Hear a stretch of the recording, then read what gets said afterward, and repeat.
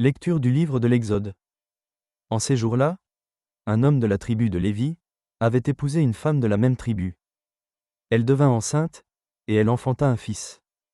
Voyant qu'il était beau, elle le cacha durant 3 mois. Lorsqu'il lui fut impossible de le tenir caché plus longtemps, elle prit une corbeille de jonc, qu'elle enduisit de bitume et de goudron. Elle y plaça l'enfant, et déposa la corbeille au bord du Nil, au milieu des roseaux. La sœur de l'enfant se tenait à distance, pour voir ce qui allait arriver. La fille de Pharaon descendit au fleuve pour s'y baigner, tandis que ses suivantes se promenaient sur la rive. Elle aperçut la corbeille parmi les roseaux, et envoya sa servante pour la prendre. Elle l'ouvrit et elle vit l'enfant. C'était un petit garçon, il pleurait.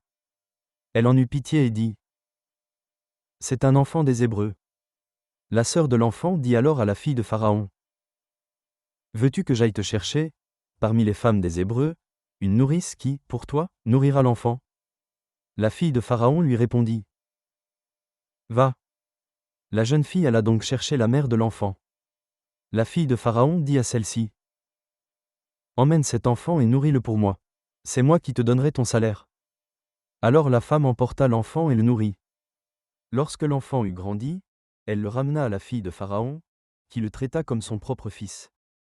Elle lui donna le nom de Moïse en disant : « Je l'ai tiré des eaux. » Or vint le jour où Moïse, qui avait grandi, se rendit auprès de ses frères, et les vit accablés de corvées. Il vit un Égyptien qui frappait un Hébreu, l'un de ses frères.